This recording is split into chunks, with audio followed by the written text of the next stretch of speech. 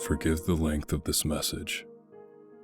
This is the first and possibly the last time I'll have access to a computer, so I thought I'd better write this all down while I can and get it to those who should know. I'm leaving town. I don't know where I'm going. I'm just getting away as far as I can. As some of you may know, I took out a loan and opened my own auto shop a little over a year ago. Business has been going decently well. I can't complain, and I've always been grateful to all of my customers who would come to me exclusively when God knows there are so many already established places in town. I've been doing well enough that I was able to hire on my buddy Neil a few months ago, and he's been working hard and helping out really well, as I always knew he would. Well, I needed to take a day and go to a Lamaze class with Rebecca last month, and so I entrusted the shop to Neil for the morning and most of the afternoon. That's the day I think everything actually started, because when I got back, he seemed to be in a stupor and was covered in oil. He'd even had some smeared across his face, as if he'd tried to drink it or something. I told him to go home and clean himself up, because we had no clients at the moment and I could take care of anyone who came in for the time being. He came back 45 minutes later, but was still much quieter than usual. He worked as well as he ever did, but something just seemed off about him. I asked him if anything happened while I was out, and he just shook his head. I asked how many clients we had, and he just muttered something unintelligible.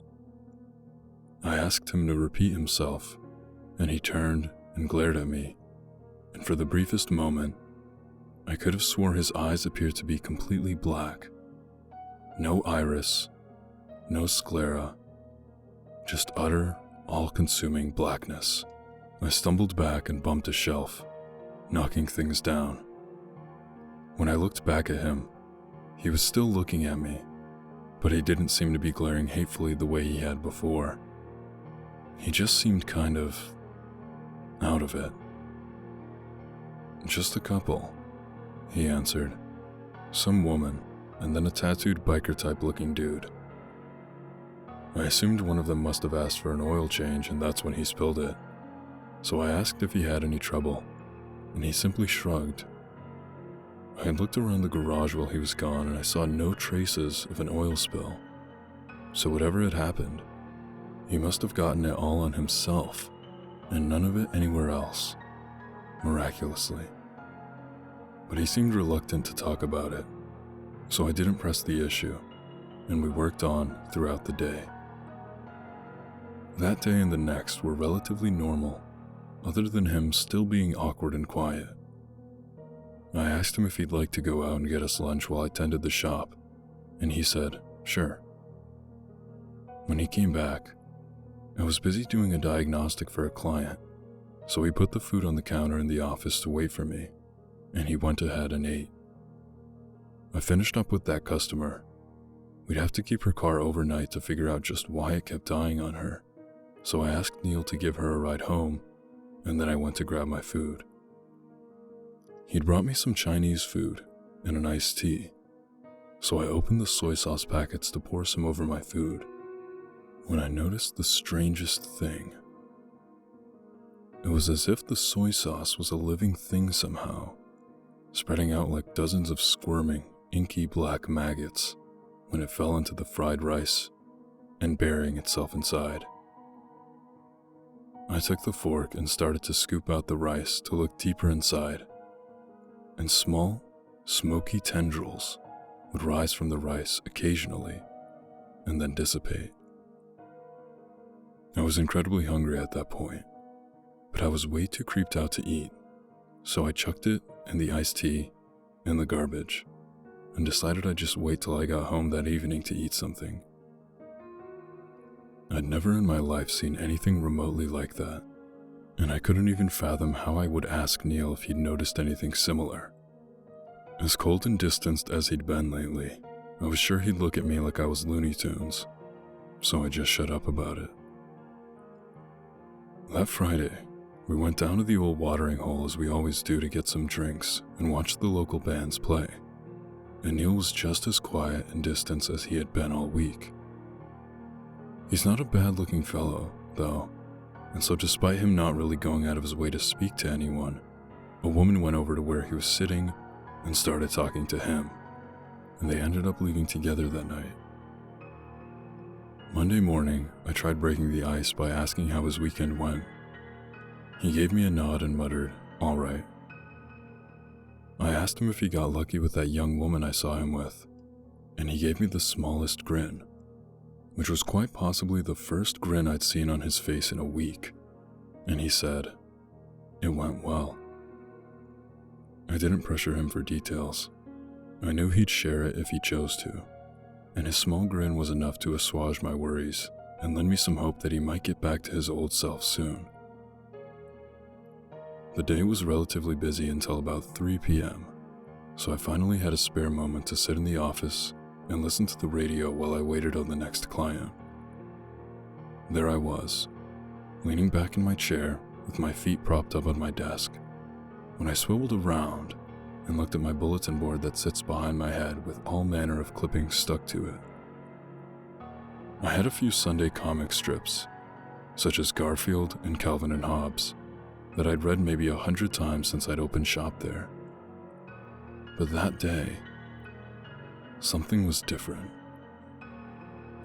The first panel seemed normal, but in each subsequent panel, inky, black tendrils crept out from the edges of the frame and from behind the characters. Blood dripped from the ears and eyes and sometimes even their noses, and in each of the strips, one of the characters would say, "He comes." I sat staring in astonishment for a moment before I realized the tendrils were moving ever so slowly, and then each of the characters' heads turned ever so slowly towards me, and I threw myself back away from the bulletin board, sliding over my desk and onto the floor. I ran out into the garage and yelled for Neil. I could not be the only one to see this. To my surprise, he had gone, and so I hesitantly walked back to the office and peered inside. The comics were still corrupted, but they no longer appeared to be moving. I crept over to it and reached out to pluck one of the comics free, when I noticed the inky black tendrils starting to seep across the page towards me, where my fingers were, at least 3 times as fast as they'd moved before, and I jerked my hand away. Nothing good could possibly come from letting that blot of ink touch my skin. Of course, I ripped the entire bulletin board down, burned it in the trash can out back, and never spoke of it again. That night, I went home and my wife was already in bed, fast asleep. My mind was racing, and I couldn't even bring myself to eat dinner that night. With no one to vent my worries to, I fell into a restless sleep, and kept awaking to nightmare after nightmare, seemingly every hour of the night, until I just gave up on sleep entirely. That Friday, I went to the bar again, even though my wife couldn't drink, being pregnant and all, and Neil wasn't really any fun to hang out with anymore. None of my other friends could seem to be reached. I just needed to get a good buzz, and I'd start feeling better, I reckoned. After downing a couple beers, I excused myself to the restroom, when I noticed I was more inebriated than I'd estimated, so I leaned over the sink to splash some water onto my face, and that's when I heard it. Like a sheet of fabric being dragged across a floor, a voice rasped ever so quietly out of the drain. It sounded like a prolonged exhale for the longest time, until I finally recognized words hidden amongst all those vowels. "He comes." Cracks appeared in the porcelain, snaking out from the ring around the drain. At least, they looked like cracks at first, but after a few seconds, I recognized them as the same tendrils of corruption I'd seen in the comics earlier that week, sneaking their way, slowly, along, I stumbled backwards out of the bathroom door and right into someone's chest. I turned around and stared up into the pitch-black eyes of a 6.5-foot biker with tattoos covering every piece of exposed skin besides his hands and head. I stumbled quickly away from him, and his evil, piercing gaze followed me as I retreated through the bar.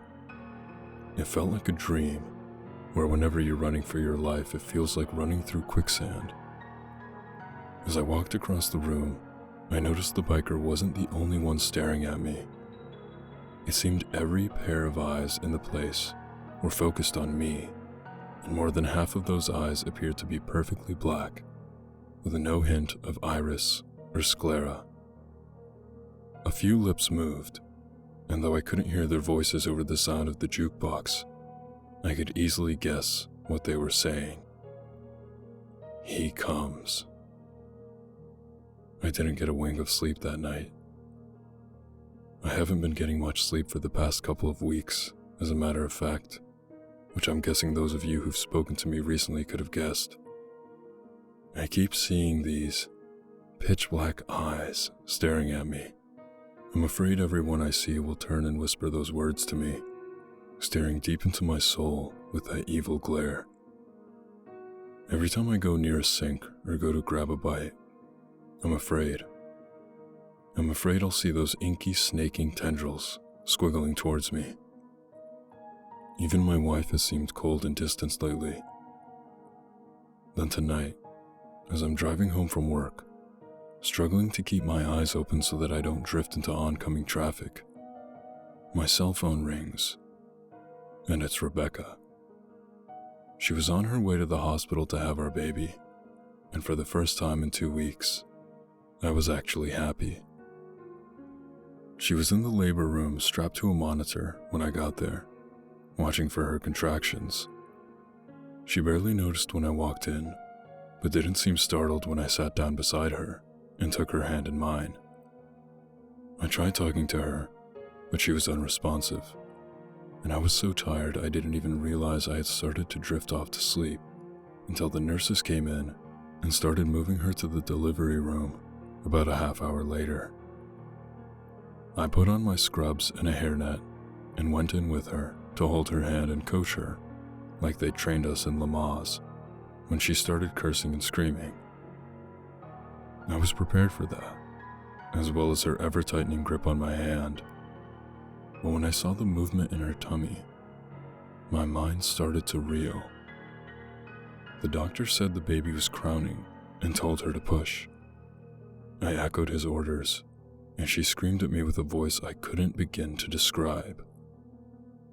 When I looked down at her, she was staring up at me with those same eyes I'd seen on the biker.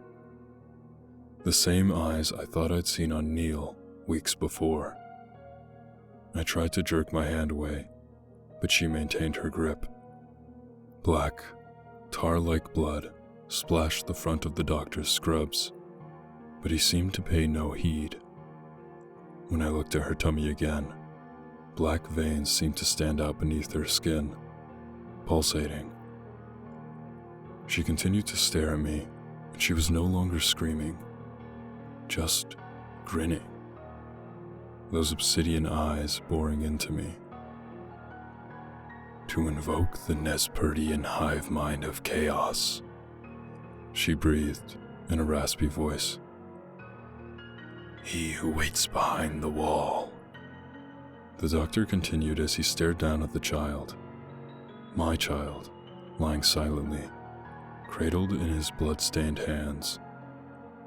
He looked up and raised the baby, and it appeared to be covered in oozing, inky black liquid, much like that had covered Neil a couple weeks prior. It did not cry out, but it was alive, and it moved when he held it up.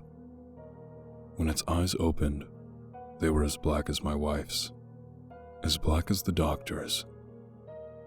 In unison, they all breathed his name. Zalgo.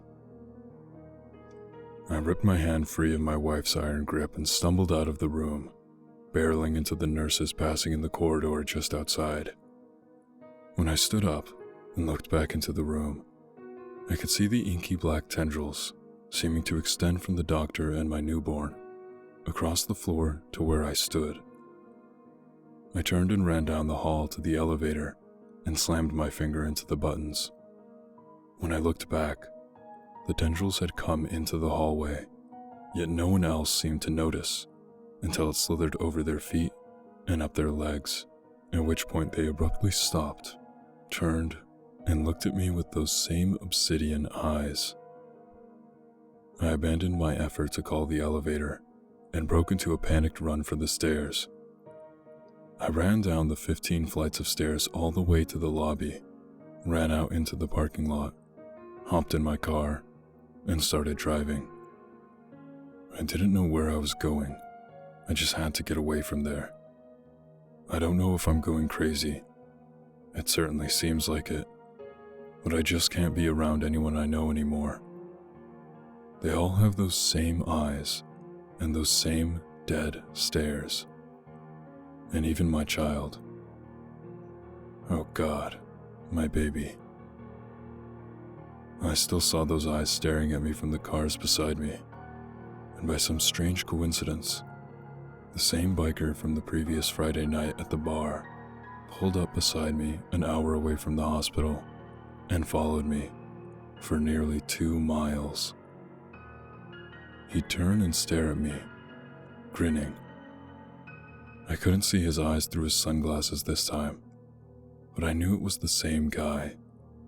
His tattoos seemed to move of their own free will. The flaming skull on his right bicep began bleeding from its eye sockets. As soon as I could, I slammed on my brakes, allowing him to fly past me as I swerved to my left and did a U-turn. I think I lost him. That was about an hour ago. I'm at a motel 3 hours out of town, the first place I found that has Wi-Fi, and I'm tired, and I'm shaking, and my hand itches where my wife's nails scratched me open. I honestly don't know what to do, or who I can turn to. The story will sound insane, and I'll probably be institutionalized, and I'm not sure that wouldn't be the best thing for me, but I just can't bear to look into those eyes anymore. Every time I see someone new, and they stare at me, I start to panic, because I just know it's out there looking for me. Whatever it is. And even when I lay down and start to drift off to sleep, I hear those words. He comes.